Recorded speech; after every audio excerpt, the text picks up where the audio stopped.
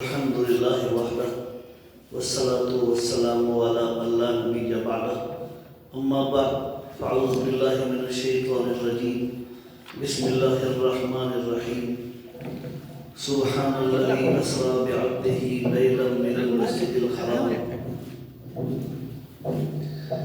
إلى المسجد الأقصى الذي باركنا حوله لنريه من آياتنا إنه هو السميع البصير. قال الله تبارك وتعالى في مقام آخر قد جاءكم من الله نور وكتاب مبين آمنت بالله صدق الله مولانا العظيم وبلغنا رسوله النبي الكريم الأمين ونحن على ذلك لمن الشاهدين والشاكرين الحمد لله رب العالمين. سب مل کر پڑھیں الصلاۃ والسلام علیک یا سیدی یا رسول اللہ وعلی آلک واصحابک یا سیدی یا حبیب اللہ الصلاۃ والسلام علیک یا سیدی یا خاتم النبیین وعلی آلک واصحابک یا سیدی یا رحمۃ للعالمین صلی اللہ تعالی علیک وعلی آلک واصحابک وبارک وسلم. یا الہی میرے الفاظ کو وہ عزت عطا کر، یا الہی میرے الفاظ کو وہ عزت عطا کر کہ میری زندگی کو سنورنے کا قرینہ آئے، ایسا تصور میں ہو تخیل پیدا کہ جب بھی آنکھیں بند کریں سامنے نظر مدینہ آئے.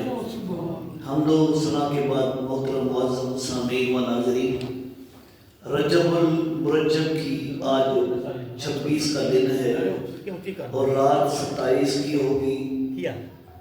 یہ وہ رات ہے جس پہ ہمارے پیارے نبی سرور کونین تاجدار مدینہ صلی اللہ تعالیٰ علیہ وآلہ وبارک وسلم کو معراج شریف پر بلا کر اللہ نے اپنا دیدار عطا فرمایا.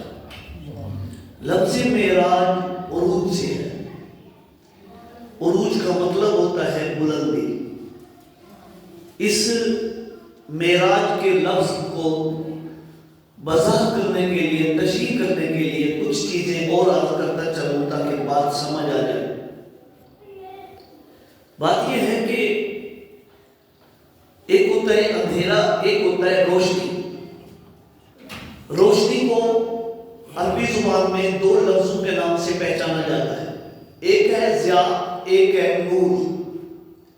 ضیاء اس روشنی کو کہا جاتا ہے جس چیز میں روشنی پائی جائے وہ روشنی اس کی اپنی ہو. ضیاء اس روشنی کو کہتے ہیں جہاں پر پائی جائے وہ وہی اس کی اپنی ہو. اور نور بھی روشنی کو کہا جاتا ہے نور، اور نور کی تعریف یہ ہے کہ جہاں پائی جائے اس کی اپنی نہ ہو بلکہ کسی اور سے لی ہوئی ہو، کسی اور سے عطا شدہ ہو، اس کو روشنی فراہم کرنے والا کوئی اور ہو. قرآن ارشاد فرماتا ہے، 11واں سپارہ ہے، سورۃ یونس ہے. اللہ پاک ارشاد فرماتا ہے هو الذی جعل الشمس ضیاء والقمر نورا وقدره منازل لتعلموا عدد السنین والحساب. بے شک هو الذی جعل الشمس ضیاء، اللہ وہ ہے جس نے سورج کو ضیاء بنایا. والقمر نور، اللہ وہ ہے جس نے چاند کو نور بنایا. سورج کی روشنی اپنی ہوتی ہے، چاند بذات خود سورج سے روشنی لیتا ہے، اس لیے چاند کو نور کہا گیا اور سورج کو ضیاء فرمایا گیا. اس لفظ نور کی تشریح کرتے ہوئے خود قرآن ارشاد فرماتا ہے، قد جاءکم من اللہ نور و کتاب مبین. بے شک اللہ نے تمہارے پاس رسول نور بھیجا اور کتاب مبین بھیجی. مفسرین نے لکھا کہ اس لفظ نور سے مراد کیا ہے؟ یاد رکھیں آپ، کتاب کو بھی نور کہا گیا. قرآن خود ارشاد فرماتا ہے، سورۃ النساء ہے، 6واں سپارہ ہے. اللہ پاک ارشاد فرماتا ہے یا ایھا الناس قد جاءکم برہان من ربکم وانزلنا الیکم نورا مبینا. تو گویا اس کتاب کو بھی نور کہا گیا، آقا کی ذات بابرکات کو بھی نور کہا گیا. تو لفظ نور جو ہے وہ روشنی جو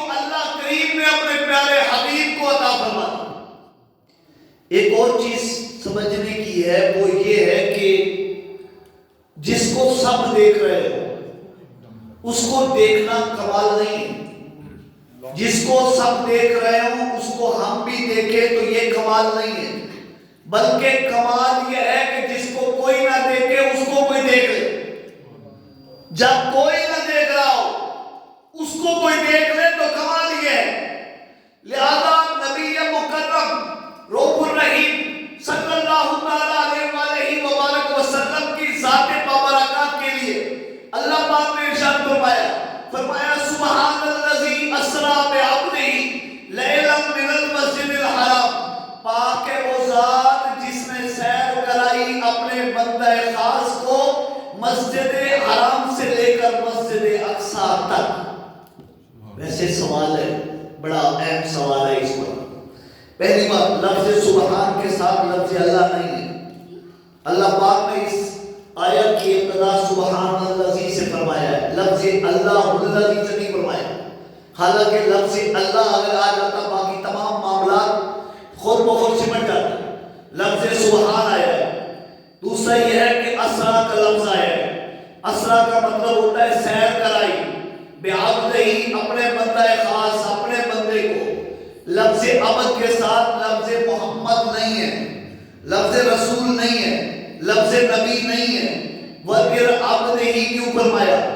تیسری بات یہ ہے کہ یہاں مسجد حرام سے لے کر مسجد اقصی تک کی بات ہوئی ہے، حالانکہ جو معراج تھا وہ تو لامکان تک ہوا تھا۔ پھر یہ مسجد اقصی کی بات کیوں چلی مسجد حرام سے لے کر مسجد اقصی تک؟ حالانکہ یہ تو معراج کی ابتدا ہے، سفر معراج شریف کی ابتدا ہے، یہ انتہا نہیں ہے۔ پھر قرآن نے لفظ مسجد اقصی تک کے بعد مکمل کیوں کی؟ وجہ اس کی کیا تھی؟ آئیں ذرا اس پر جائزہ لیتے ہیں پھر آگے چلتے ہیں۔ قرآن کہتا ہے سبحان الذی، پاک ہے وہ ذات، یہ اس لیے فرمایا لوگوں کو پتہ چلے۔ یہ کفار مکہ، مکہ المکرمہ میں کفار مکہ تھے، ان کو یہ تو اللہ وحدہ لا شریک کو مانتے ہی نہیں تھے، اگر لفظ اللہ آ جاتا تو ان کا تو ایمان نہیں تھا، لہذا اس پر یہ سوالات اٹھاتے ہیں۔ لہذا اللہ کریم نے ایک ہی بات فرمائی، وہ ایمان والوں کے لیے فرمایا سبحان الذی، ایمان والوں سن لو، جس نے سیر کرائی ہے وہ بہت خاص اور پاک ذات ہے، وہ پاک ذات ہے جس نے سیر کرائی ہے۔ اسرا بعبدہ، سیر کرائی اپنے بندے کو۔ یعنی بات تو بتائیں، ایک ہے بھیجنے والا، ایک ہے بھیجا گیا۔ جس طرح کے بھیجنے والے میں طاقت ہے، جو بھیجا گیا اس میں بھی طاقت ہے۔ میں مثال دے رہا ہوں آپ کو میں مثال دیتا ہوں کہ فٹ بال کو رکھیں، کھلاڑی کو کہیں کک مارو، وہ کک مارے گا، صرف اس کی کک میں طاقت نہیں ہے بلکہ بال کے اچھلنے اور ہوا میں جانے کی طاقت بھی ہے۔ ورنہ اگر اس کھلاڑی کے سامنے لکڑی رکھ دی جائے، لوہا رکھ دیا جائے تو کیا وہ اس کو ہوا میں بھیج سکتا ہے؟ ہرگز نہیں، اس لیے کہ بیٹنا جو کک مارنے والا اس میں تو طاقت ہے، لیکن جو جانے والا اس میں طاقت نہیں ہے۔ پتہ چلا کہ بیٹنے والے میں اگر طاقت ہے تو جانے والے میں بھی طاقت ہے۔ لہذا اس کے لیے فرمایا اسرا بعبدہ، اس نے بھیجا اپنے بندے کو، بعبدہ لفظ عبد اس لیے آیا، اگر رسول ہی آ جاتا تو اللہ نے رسول تو کئی اور بھی بھیجے، اگر لفظ نبی آ جاتا تو نبی تو اور بھی ہے، لفظ محمد آ جاتا صلی اللہ علیہ وسلم تو کفار مکہ یہ اعتراض کر سکتے تھے کہ یہ رسول اللہ صلی اللہ علیہ وسلم کا اپنا کلام ہے، کیونکہ لفظ محمد آ گیا اور آپ کے نام نامی اس میں گرامی کیا ہے؟ محمد صلی اللہ علیہ وسلم، لہذا تینوں لفظ نہیں آئے بلکہ فرمایا بعبدہ ہی، بندہ خاص کو، اور سبحان الذی اسری بعبدہ لیلا من المسجد الحرام۔ یہاں پر بہت سارے سوالات ہیں، میں چھوڑ دوں آگے چلتے ہیں۔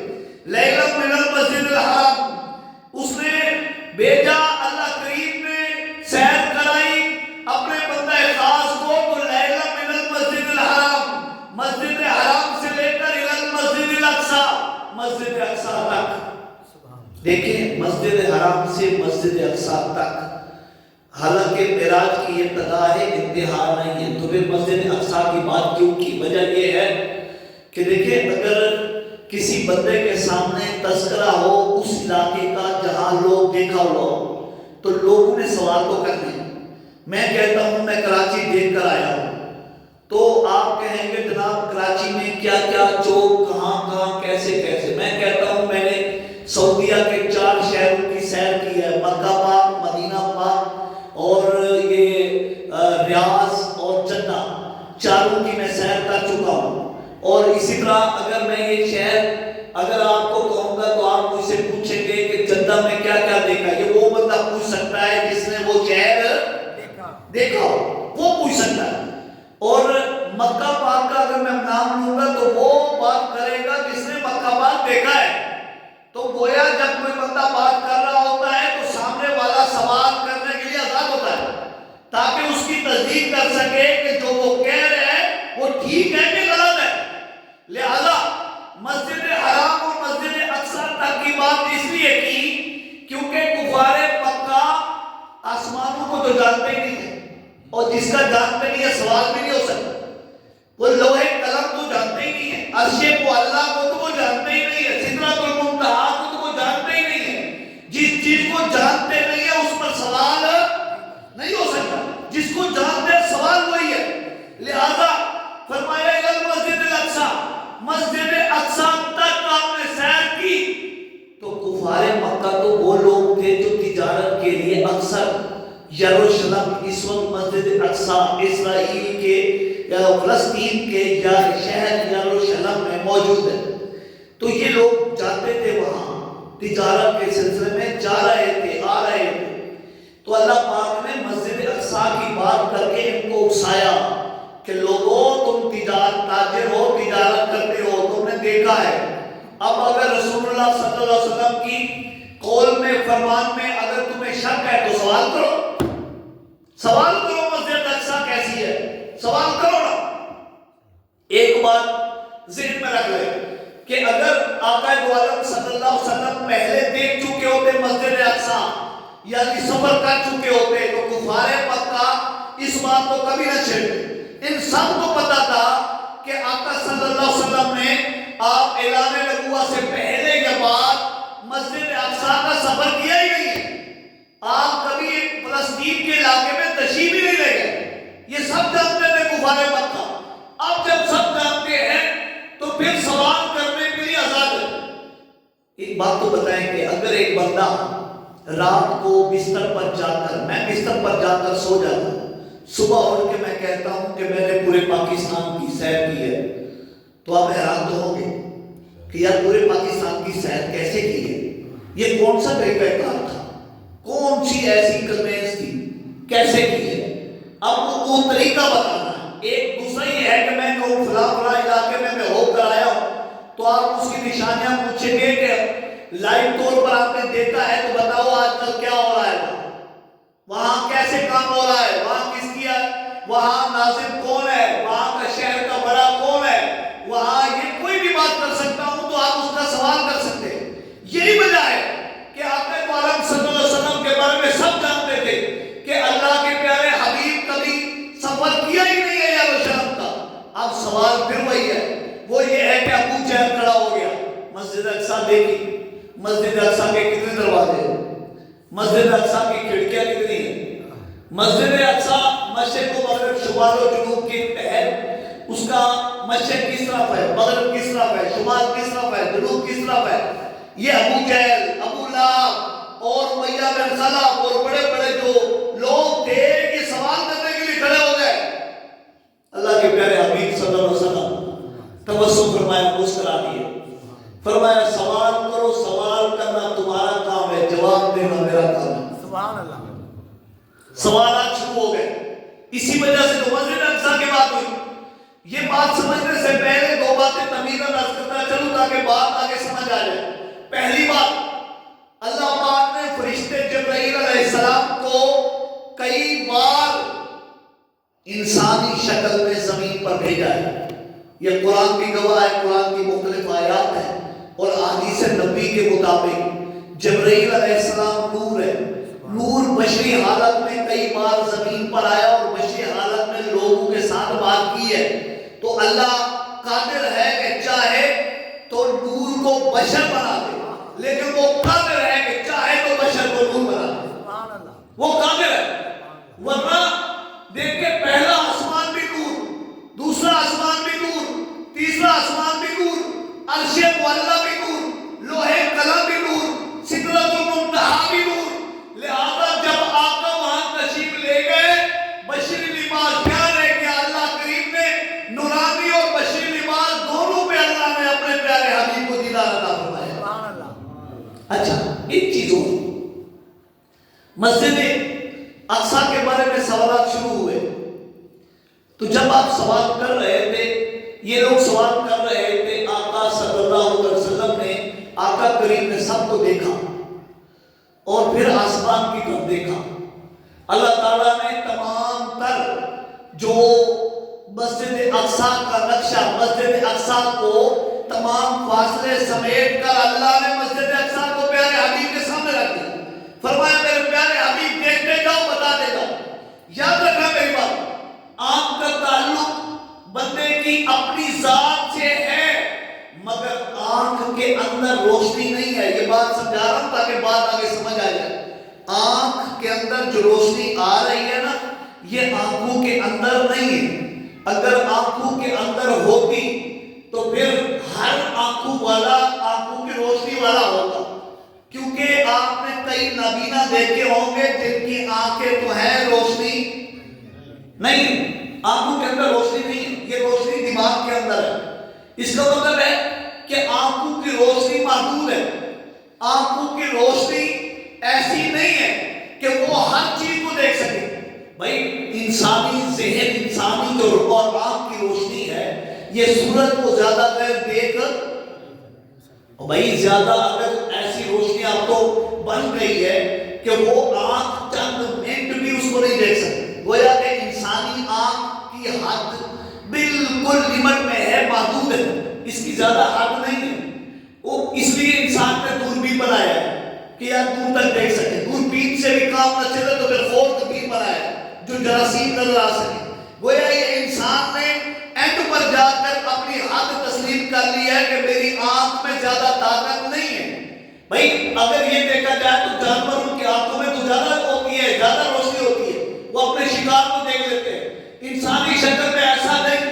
حالانکہ انسان کا خالق بھی وہی ہے، مخلوق کا خالق، تمام مخلوق کا خالق بھی وہی ہے. اس کے باوجود رب تعالیٰ نے جب اپنے پیارے حبیب کو بلایا، آپ کی آنکھوں میں روشنی کا ایک بہت بڑا انداز ایسا کر دیا کہ اے پیارے حبیب زمین کو بھی دیکھ لے، آسمان کو بھی دیکھ لے، عرش معلیٰ کو بھی دیکھ لے، اور لا مکانوں میں آ کے میرا بھی دیدار کر لے.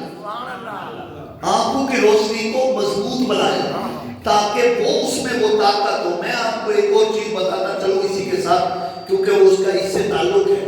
حضرت سیدنا موسیٰ کلیم اللہ علیہ السلام نے جب یہ بات کہی تھی نا کہ رب ارنی انظر الیک، اے اللہ تیرے دیدار کا مشتاق ہوں، دیدار کرنا چاہتا ہوں، دیکھنا چاہتا ہوں. قرآن کہتا ہے قال لن ترانی ولکن انظر الی الجبل فإن استقر مکانہ فسوف ترانی. اللہ کریم نے ارشاد فرمایا موسیٰ تو مجھے نہیں دیکھ سکتا. قال لن ترانی، تم مجھے نہیں دیکھ سکتا. وجہ کیا تھی؟ اللہ کریم کے فرمان کا مطلب کیا تھا؟ مطلب تھا کہ آپ کی آنکھوں میں وہ طاقت ہے ہی نہیں، مجھے نہیں دیکھ سکتے. اور تفسیر مظہری میں علامہ مظہری جنہوں نے تفسیر لکھی ہے، انہوں نے ایک اور حدیث طویل بیان کی. وہ کہتے ہیں کہ حضرت موسیٰ کلیم اللہ علیہ السلام نے جب کہا نا کہ رب ارنی انظر الیک، اللہ پاک نے ارشاد فرمایا قال لن ترانی، مجھے نہیں دیکھ سکتے. یہ بار بار عرض کرتے رہے. یکدم خالق کائنات نے حکم دیا، وہاں چاروں طرف اندھیرا چھا گیا. جب اندھیرا چھا گیا تو پھر وہاں پر خالق کائنات نے حکم دیا پہلا آسمان کھول دیا جائے. پہلا آسمان کھلا، فرشتوں کی ایک جماعت آئی اور آ کر موسیٰ علیہ السلام کو کہا موسیٰ علیہ السلام دیدار کے طالب ہونے کا اظہار تو کر دیا ہے، اب اپنی مضبوط رہنا. موسیٰ علیہ السلام نے روشنی کو دیکھا. پہلا آسمان کی روشنی ایسی ہے جو اس سورج سے بھی زیادہ تیز ہے, لہذا وہ دیکھتے رہے. پھر رب ذوالجلال نے حکم دیا دوسرا آسمان کھول دیا جائے. جب دوسرا آسمان کھولا گیا, پہلے آسمان کی روشنی سے بھی ڈبل روشنی تھی. آپ کو پتہ ہے کہ ہماری روشنی جب ہماری آنکھوں سے بڑھ جائے تو بندے کی آنکھیں بند ہو جاتی ہیں, عام طور پر بندہ بے ہوش ہو جاتا ہے. یہاں پر ایسا نہیں ہوا. موسیٰ کلیم اللہ ہے. یہاں پر پھر تیسرا آسمان کھولنے کا حکم دیا گیا. تیسرا آسمان کھلا تو روشنی اس سے بھی ڈبل. پھر حکم ہوا چوتھا آسمان کھول دیا جائے. چوتھا آسمان کھلا تو روشنی اس سے بھی ڈبل. فرمایا پانچواں آسمان کھول دو. پانچواں آسمان کھلا, روشنی اس سے بھی ڈبل. ساتواں آسمان کھولے گئے. موسیٰ علیہ السلام دیکھ رہے ہیں اگر موسیٰ علیہ السلام اللہ کے رسول, اللہ کے نبی نہ ہوتے تو اتنی روشنی برداشت نہیں کر سکتے تھے. لیکن ایسا ہی ہوا. دیکھتے رہے. پھر اللہ پاک نے حکم دیا عرش معلّہ کھول دیا جائے. عرش معلّہ کھولا گیا. اس کی روشنی 7 آسمانوں سے بھی ڈبل. رب ذوالجلال نے اس وقت نور کی ایک تجلی جب اس پہاڑ پر ڈالی. قرآن کہتے ہیں قال لن ترانی ولکن انظر الی الجبل فإن استقر مكانه فسوف ترانی. بے شک پہاڑ پاش پاش ہو گیا. حضرت موسیٰ علیہ السلام گرے اور بے ہوش ہو گئے. فلما تجلى ربه للجبل جعله دكا وخر موسى صعقا وخر موسى صعقا. موسیٰ علیہ السلام بے ہوش ہو گئے. میں پوچھ سکتا ہوں کہ موسیٰ علیہ السلام نور کی ایک تجلی برداشت نہیں کر سکے, اس لیے کہ نور ان کی آنکھوں میں یہ طاقت نہیں تھی. لیکن جب آقا کی باری آئی, رب تعالیٰ نے اپنی آنکھوں کو, آپ کی آنکھوں کو ایسا بنایا کہ سارے آسمان کراس کیے. عرش معلّہ سے بھی گزر گئے, لوح قلم سے بھی گزر گئے, لوح محفوظ سے بھی گزر گئے, سدرۃ المنتہا سے بھی گزر گئے, حتیٰ کہ لا مکانوں میں جا کر ایسا دیدار کیا کہ یا اللہ تھا یا اللہ کا پیارا رسول تھا. یہ کیسے آنکھوں کی روشنی ہے. لہذا اس چیز کو کفار مکہ کیا جانتے تھے؟ وہ سوال کرتے رہے مسجد اقصیٰ کے نقشہ کیا ہے, مسجد اقصیٰ میں کیا ہوا. رحمت دو عالم صلی اللہ علیہ وآلہ وبارک وسلم تشریف لائے. مسجد اقصیٰ میں نماز جب پڑھائی, ایک بات تو بتائیں, ہم جمعہ کی نماز ابھی پڑھی جا رہی ہے, اگر کوئی صبح 10 بجے جمعہ کی نماز پڑھ لیتا تو جائز تھا. کیا خیال ہے ہمارا, آپ کا بھی سب. میں صرف سوال اٹھا رہا ہوں, جواب بھی خود دوں گا. یہ بتائیں کہ نماز ظہر کا ٹائم نہیں ہوا, نماز جمعہ کا ٹائم نہیں ہوا, مثال کے طور پر کوئی بندہ 10-11 بجے نماز پڑھ لے, نماز جائز ہو جائے گی؟ کیوں؟ اس لیے کہ نماز کا ٹائم نہیں ہوا. اب دیکھیں کہ اللہ کے پیارے حبیب جب تشریف لے گئے مسجد اقصیٰ میں, ابھی نماز فرض نہیں ہوئی, نماز فرض. لیکن یہاں پر آئے تو وہاں دیکھتے ہیں کہ ایک صفوں میں موسیٰ علیہ السلام بھی موجود ہے, عیسیٰ علیہ السلام بھی موجود ہے, ابراہیم علیہ السلام بھی موجود ہے, آدم علیہ السلام بھی موجود ہے. 1,24,000 یعقوب میں سارے پیغمبر موجود ہیں. تمام مقتدی بن کے بیٹھے ہوئے ہیں. انتظار تو ہے رسول اللہ کا ہے. جب آپ تشریف لائے تو سیدھا مصلی پر تشریف لائے. اللہ پاک کی طرف سے حکم ہوا, اے پیارے حبیب سارے انبیاء مقتدی ہیں, آپ سب کے امام ہیں, نماز پڑھائیں. اللہ اکبر. مجھے ایک بات تو بتائیں, حضرت آدم علیہ السلام نے کبھی خود کو آقا جیسا نہیں فرمایا. حضرت ابراہیم علیہ السلام نے کبھی نہیں فرمایا, قرآن میں وہ دعا موجود ہے, آپ نے کبھی نہیں فرمایا جو آخری خاتم النبیین تشریف لائے کہ میں ان جیسا ہوں یا میں ان سے بڑھ کر ہوں, کبھی کوئی بات نہیں کی. اسی طرح موسیٰ علیہ السلام نے کوئی بات نہیں کی, عیسیٰ علیہ السلام نے کوئی بات نہیں کی. تو گویا انبیاء کرام میں بھی وہ چیز موجود ہے کہ وہ کہتے ہیں ہم آخری نبی جیسے, خاتم النبیین صلی اللہ علیہ وسلم جیسے نہیں ہیں. یہاں آگے دیکھیں سارے نبی مقتدی ہیں, مصلی پر خود رسول اللہ موجود ہیں, اور پھر رب ذوالجلال نے قیامت تک اور آپ کی ذات کو اس طرح مبرر طور پر اور اعلیٰ طور پر وہ مرتبہ عطا کیا. فرمایا اے پیارے حبیب سارے نبی جو ہے وہ سارے خلیفہ ہیں, آپ جو سردار ہیں, سب مقتدی ہیں, آپ امام ہیں. یہ سارے نبی آپ کی وہ ڈیوٹی سر انجام دیتے رہے جو آپ نے آ کر تشریف لا کر دے دی. سارے انبیاء کرام ایک ہی بات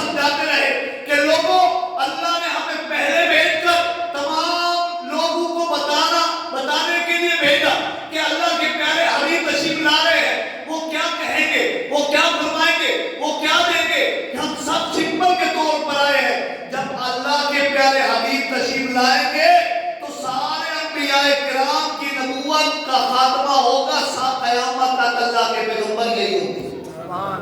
ویسے حضرت موسیٰ علیہ السلام کے علاقہ محدود ہے تو وہیں تک ہے، حضرت عیسیٰ علیہ السلام کا علاقہ محدود ہے تو وہیں تک ہے، ابراہیم علیہ السلام کا علاقہ محدود ہے تو وہیں تک ہے، اور پورے میں تورات کا مطالعہ کر چکا ہوں، مجھے مطالعے کا شوق ہے، اور پورے تورات میں نسخے آج بھی لائبریری میں موجود ہیں، وہاں پر اللہ کریم نے کسی تمام لوگوں کو مخاطب نہیں فرمایا، بلکہ یا ایھا الناس کا لفظ نہیں ہے، وہاں اے لوگوں کا لفظ ہی نہیں ہے۔ اسی طرح جو ہے جب موسیٰ علیہ السلام عیسیٰ علیہ السلام کسی کو بھی رب ذوالجلال نے لا محدود علاقہ عطا نہیں کیا، لیکن جب آقا کی باری آئی رب ذوالجلال نے نہ صرف لا محدود طاقت عطا کی، لا محدود اختیار عطا کیے، بلکہ سارے نبیوں کو بلا کر مقتدی بنا کر رسول اللہ کو امامت عطا فرما کر یہ سب کو ظاہر کر دیا، لوگوں دنیا میں بھی کوئی آپ جیسا نہیں بن سکتا، انبیاء میں بھی کوئی نہیں بن سکتا۔ سبحان اللہ۔ آقا کی نماز پڑھائی مسجد اقصی میں، اور پھر واپس جب تشریف لے گئے لا مقام تک ہے۔ میں یہ تفصیل نہیں بتانا چاہتا کہ اس پہ کیا کیا تھا، بہت ساری باتیں ہیں جو سمجھ میں نہیں آئیں گی، بہت ساری بے کبھی صحیح، لیکن آقا جب واپس تشریف لاتے ہیں تو وہاں آ کر سب کے سامنے فرماتے ہیں کہ مجھے معراج شریف عطا ہوئی۔ اب اس بات کا سب سے پہلا مذاق اڑانے والا ابو جہل تھا کہ اچھا کیسے ہو سکتا ہے؟ اس وقت گدے گھوڑے خچر کا دور تھا، اونٹ کا دور تھا، جبکہ آپ فرما رہے ہیں میں مکہ المکرمہ سے سیدھا یثرب پہنچا، 420 میل کا فاصلہ ہے یثرب، اس یثرب کو آج کیا کہا جاتا ہے؟ مدینہ طیبہ، 420 میل کے فاصلے پر وہاں پہنچا، وہاں جا کر میں نے 2 رکعت نماز نفل ادا فرمائے، پھر وہاں سے مسجد اقصی گیا، سارے انبیاء کو نماز پڑھائی، پھر وہاں سے ساتواں آسمان کراس کر کے لا مقام تک پہنچا، وہاں سے واپس تشریف لے آیا، اور پھر یہاں آ کر سارا وقت گزر گیا، اتنے ایک رات میں تشریف لے بھی گئے، واپس بھی تشریف لائے۔ ابو جہل کہنے لگا کیسے ہو سکتا ہے ایک رات میں؟ ابو لہب کہنے لگا کیسے ہو سکتا ہے؟ گویا کہ ان کی بات عقل تک تھی، ان کی بات عقل تک تھی، محبت تک نہیں پہنچی تھی، بات عقل تک تھی۔ عقل میں محبت نہیں ہو سکتی، یاد رکھنا آپ، عقل میں محبت نہیں ہوتی، محبت کا تعلق دل سے ہوتا ہے، اور دل اگر عقل پر حاوی ہو جائے تو محبت حاوی ہو جاتی ہے، اگر عقل دل پر حاوی ہو جائے تو محبت ناکام ہو جاتی ہے۔ لہذا ان کا تعلق عقل تک تھا، ان کا تعلق دل اور دلیل تک نہیں تھا۔ یہی وجہ ہے کہ وہ سارے پوچھ رہے کیسے ہو سکتا ہے؟ جب حضرت صدیق اکبر رضی اللہ تعالیٰ عنہ کو پتہ چلا کہ یہ آقا نے فرمایا ہے، دل پر ہاتھ رکھ کے کہا مجھے اس وحدہ لا شریک کی قسم جس نے مجھے پیدا کیا ہے، اگر یہی بات میرے پیارے نبی نے فرمائی ہے تو سچ فرمائی ہے۔ کیونکہ آپ کا تعلق دل سے تھا، دلیل سے تھا، ان کا تعلق عقل سے تھا۔ عقل والے ہر جگہ کامیاب نہیں ہوتے، دل والے جب شوق سے بات کرتے ہیں اللہ کامیابی عطا فرماتا ہے۔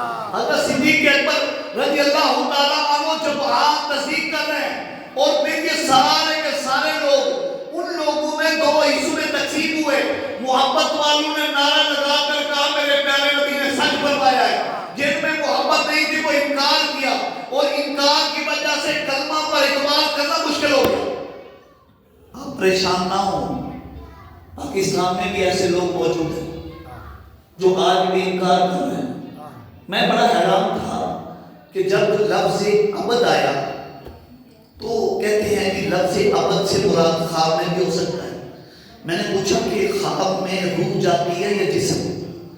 یہ ہو سکتا ہے کہ کوئی بندہ سوئے سارے کام کر لے، خواب آپ بھی دیکھتے ہیں، خواب میں بھی دیکھتا ہوں، نیند میں خواب آتے ہیں نا بھائی، نیند میں اگر خواب آئے تو بندہ خود جاتا ہے یا روح جاتی ہے، وہ روحانی طور پر حاضر ہوتا ہے یا جسمانی طور پر؟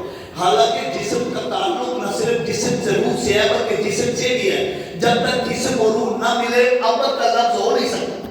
لفظ ابد بندے کو کہا جاتا ہے، بندہ وہ ہوتا ہے جس کا جو ہے وہ جسم بھی ہو اور روح بھی ہو، روح اور جسم کے بغیر اگر کوئی بچہ پیدا اس طریقے سے ہو ایک بھی سانس نہ لے تو علماء کہتے ہیں اس کی نماز جنازہ جائز نہیں ہے، اس لیے کیونکہ اس کا اللہ نے جسم میں روح ڈالی نہیں ہے۔ اگر اللہ نے جسم میں روح ہی نہیں ڈالی تو پھر اس کے جسم صرف جسم ہونے کا تعلق گوشت سے ہو سکتا ہے، مکمل انسان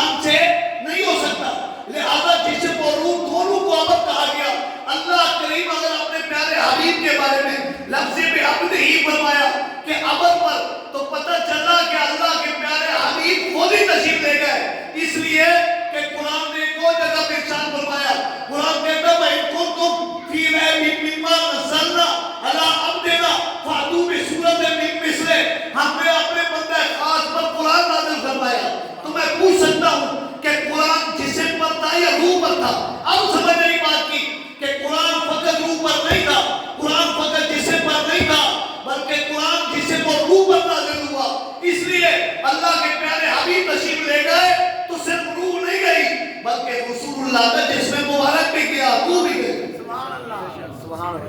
جبرائیل علیہ السلام حضرت ابراہیم علیہ السلام کے پاس آتے ہیں جیل میں. سیدنا ابراہیم علیہ السلام جیل میں ہیں, سزائے موت کاٹ رہے ہیں. جبرائیل علیہ السلام آ کر کہتے ہیں اے اللہ کے نبی آج کوئی بات ہے تو بتائیں. میں جبرائیل ہوں, دنیا کے اس کونے یا اس جگہ پر آسمانوں میں جا چکا ہوں جہاں انسان آج تک گیا ہی نہیں, کوئی انسان نہیں گیا. کوئی بات ہو تو بتاؤ, کوئی بات ہے تو بتائیں, آپ کوئی فرمان اگر جاری کرنا ہے حکم کریں. ابراہیم علیہ السلام مسکرا دیے, فرمایا میرا رب جانتا ہے نا. ہاں جی, تو فرمایا مجھے تیرے لیے کوئی حد نہیں, بھاگا یہاں سے. جب اللہ کے پیارے حبیب صلی اللہ علیہ وسلم وہاں سدرۃ المنتہا پر جبرائیل روک گیا تو فرمایا جبرائیل تو نے میرے جد امجد ابراہیم علیہ السلام کو کہا تھا کہ میں وہاں گیا ہوں جہاں کوئی نہیں گیا. جبرائیل آج میں تمہیں بتاتا ہوں کہ کوئی بات ہے تو بتاؤ, آج میں وہاں جا رہا ہوں جہاں تو بھی نہیں جا سکتا. تو کہتا تھا کہ میں وہاں گیا, نہیں, آج میں وہاں جا رہا ہوں جہاں کوئی نہیں جا سکتا. حضرت سیدنا عبداللہ ابن عمر رضی اللہ تعالیٰ عنہ ایک روایت بیان کرتے ہیں, کہتے ہیں کہ پہلی مرتبہ اس معراج شریف کے بعد اللہ کے پیارے حبیب صلی اللہ علیہ وسلم نے حکم دیا کہ سب لوگ ہجرت کر کے دوسرے علاقے میں چلے جاؤ. تو اس وقت کچھ مرد و عورت حبشہ کے ملک میں گئے, وہاں پر بادشاہ تھا نجاشی, وہاں چلے گئے تو کفار مکہ نے بھی حضرت ابو سفیان رضی اللہ تعالیٰ عنہ اس وقت اسلام قبول نہیں کیا, ان کو بھیجا کہ جاؤ جا کے حبشی نجاشی کو کہو, حبشہ کے ملک کے بادشاہ کو, کہ یہ ہمارے عزیز و اقارب ہیں, بھاگے ہوئے ہیں, ہمارے حوالے کر دو. جب یہ بھی وہاں پہنچے تو وہاں نجاشی نے سب سے پہلے یہ بات کیا مسئلہ کیا ہے. اور اس وقت یہ بات جو ہے اور صحابہ کرام میں سے پہلے حضرت ابو سفیان سے بات کی گئی کہ آپ جو ہے کفار مکہ کے نمائندے بن کے آئے ہیں, بتائیں آپ مسئلہ کیا ہے. اس نے کہا کہ ہم میں سے ایک شخصیت ہے جو اپنے آپ کو اللہ کا نبی کہتے ہیں اور وہ کہتے ہیں کہ اللہ ایک ہے, اور ہمیں مختلف قسم کے اسباب سمجھا کر کہتے ہیں میں اللہ کا نبی ہوں. ساتھ وہ یہ بھی کہتے ہیں کہ خالق کائنات نے رجب کی 27 تاریخ کو بلا کر چاند کی ایک رات کو بلا کر لا مکانوں میں دیدار بھی عطا فرمایا. ساتھ وہ یہ بھی کہتے ہیں ہم نے مسجد اقصی میں نماز بھی پڑھی ہے, میں نے انبیاء کو نماز پڑھائی ہے. نجاشی بڑا پریشان حیران, کہنے لگا اچھا. اتنے میں اس نے نظر دوڑائی, اس کے پاس کچھ ایسے عیسائی, وہ جو نجاشی تھا ابتدائی مذہب میں عیسائی تھا, تو اس نے اپنے ساتھیوں میں نظر دوڑائی. ایک بندہ بیٹھا تھا, وہ پہلے وہاں رہ کے آیا تھا بیت المقدس میں, مسجد اقصی میں رہ کر آیا تھا, لہذا اس کی طرف نظر دوڑائی. وہ کھڑا ہو گیا, کہنے لگا, نجاشی نے کہا یہ کیا کہہ رہے ہیں, کیا تمہیں پتا ہے؟ اس نے کہا ہاں جی پتا ہے. یہ بتائے رات کون سی تھی؟ کہا 27 کی رات تھی. یہ جو گزشتہ سال گزری ہے؟ کہا ہاں جی. کہا اگر وہ کہتے ہیں 27 کی رات کو ہم نے وہاں نماز پڑھی ہے تو میں تصدیق کرتا ہوں وہ سچ فرماتے ہیں. صحیح کہہ رہا. نجاشی نے اس کی طرف دیکھا, کہا وہ کیسے؟ کہا کہ ایک اس رات کو ہم آئے تھے, جب ہم چلے گئے دروازے بند کر دیے, صبح اٹھے جب آئے تھے تو دروازے کھلے تھے, چاروں طرف خوشبو پھیلی ہوئی تھی, ہمیں پتہ چلا تھا کوئی فوج یہاں پر آئی ہے. سارے لوگ یہی کہہ رہے تھے کہ یہاں کے دروازے کھلے ہیں, یہ انسان نہیں ہو سکتا, خالق کی کائنات نے کوئی ایسی فوج بھیجی ہے جس نے آ کے دروازے کھول کر یہ عبادت کی ہے. اب ہمیں سمجھ آئی ہے بات کی کہ اللہ کے پیارے حبیب اگر بتا رہے ہیں کہ اس رات کو انبیاء کرام کی جماعت آئی, میں نے نماز پڑھائی, تو ابو سفیان سن لو جو وہ فرما رہے ہیں, میں کہہ رہا ہوں وہ سچ فرما رہے ہیں. یہ نجاشی جو ہے وہ تصدیق کر رہا ہے, اس کے ساتھ ہی تصدیق کر رہا ہے. رحمت دو عالم صلی اللہ تعالیٰ علیہ وآلہ وسلم جب مکہ المکرمہ میں اعلان فرمایا اللہ نے مجھے معراج شریف عطا فرمایا اور میں دیدار خداوندی کر کے آیا, تو سارے لوگ پریشان. دیکھیں ایک بات تو آپ یاد رکھیں کہ ایک روشنی ہے نا, آنکھوں کی روشنی, یہ ایک عام چیز کو قبول نہیں کرتی, کر لے تو موجودہ دور میں نظر کم ہو جاتا ہے. تو اللہ کے پیارے حبیب کی نظر کرم کا کیا معاملہ ہوگا, کیا طاقت ہوگی کہ جو اللہ کا دیدار کر کے تشریف لائے. تو اتنے میں سارے لوگ جو ہے وہ اکٹھے ہو گئے. سوال سوال کرنے لگے. جب سوال کیا اللہ کے پیارے حبیب صلی اللہ علیہ وسلم کی آنکھوں مبارک میں وہ طاقت ہے کہ اگر آسمان کی طرف دیکھتے ہیں تو عرش معلیٰ بھی کراس کر جاتا ہے, زمین تک دیکھتے ہیں تو زمین کی طاقت حتیٰ کہ ابتدائی بالکل آخری لمحہ تک, آخری جگہ تک کراس کر جاتا ہے. مشرق سے طرف دیکھتے ہیں تو انتہا تک ہے, مغرب تک دیکھتے ہیں تو انتہا تک ہے. اس کفار مکہ کو اس چیز کا کیا علم تھا؟ بھائی بات یہ ہے کہ ابو جہل نے آقا کو دیکھا تھا اپنے بھتیجے کے طور پر, رسول اللہ کے طور پر دیکھا ہی نہیں ہے. ابو لہب نے دیکھا بھتیجے کے طور پر, رسول اللہ کی ذات مبارکہ کو دیکھا ہی نہیں ہے. ان کو کیا پتا تھا؟ جب وہاں پر آپ بات کر رہے ہیں, سارے لوگ سوال کر رہے ہیں, آپ جواب دے رہے ہیں, اور آپ نہ صرف جواب دے رہے ہیں بلکہ آنکھوں کی طاقت یہ ہے کہ مسجد اقصی کو دیکھ بھی رہے ہیں, دروازے بھی بتا رہے ہیں, کھڑکیاں بھی بتا رہے ہیں, مشرق و مغرب شمال و جنوب بھی بتا رہے ہیں. اور پھر جب آپ تمام سوال کے جواب دے کر اٹھے تو تمام لوگوں کی طرف دیکھا ہے کوئی سوال کرنے والا, سوال کرنے والوں کے سوال ختم ہو گئے. رحمت دو عالم صلی اللہ علیہ وسلم کی ذات بابرکات پر کوئی انگلی نہیں اٹھا سکا, بلکہ آپ ایسا ان کو لاجواب کیا. اس کے بعد کئی کفار مکہ میں سے لوگوں نے اسلام قبول کیا. سبحان اللہ. حضرت صدیق اکبر رضی اللہ تعالیٰ عنہ اپنی بیٹی, پیاری بیٹی حضرت سید عائشہ صدیقہ رضی اللہ تعالیٰ عنہ کو دیکھ کر کہتے ہیں بیٹا ان قریب میرے گھر تیسری بچی پیدا ہونے والی ہے, جائیداد میں سے ان کا بھی حصہ رکھنا.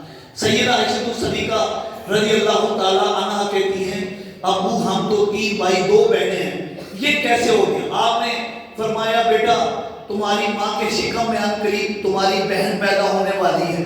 الٹرا ساؤنڈ کا دور تو آج ہے کہ آج ہم کیا مشین بتا رہی ہے, 1400 سال پہلے وہ بتا رہے ہیں. حضرت صدیق اکبر کہتے ہیں خدا کی قسم جس دن سے پیارے نبی کی آنکھوں مبارک میں دیکھا ہے ہماری آنکھوں میں وہ جلوہ بھی آ گیا ہے کہ آج ہم شکم کے اندر دیکھ سکتے ہیں. حضرت عمر منبر پر بیٹھ کھڑے ہیں اور 2000 کلومیٹر کے فاصلے پر لوگوں کو وہاں ایک حضرت ساریہ کو دیکھ بھی رہے, ہدایت بھی دے رہے ہیں. اور حضرت عمر رضی اللہ عنہ فرماتے ہیں خدا کی قسم غلامی رسول میں آ کر جس دن رسول اللہ کی آنکھوں میں دیکھا ہے وہ جلوہ عطا ہوا کہ کھڑا مدینہ میں ہوں, 2000 کلومیٹر کے فاصلے پر جنگی حالات دیکھ بھی رہا ہوں, ہدایت بھی کر رہا ہوں. آنکھوں کی روشنی. حضرت سیدنا علی المرتضیٰ کرم اللہ وجہہ الکریم اکثر فرمایا کرتے تھے کہ میرے رب تعالیٰ نے میری آنکھوں میں وہ طاقت رکھ دی ہے کہ میں اگر چاہوں تو رات کے سیاہ اندھیرے میں زمین پر چلتی ہوئی چمٹی کو بھی دیکھ لوں. کیا وجہ ہے کہ میں نے رسول اللہ کی آنکھوں مبارک میں وہ نور دیکھا ہے. ایسا جلوہ خالق کائنات نے ہمارے آنکھوں میں بھی طاقت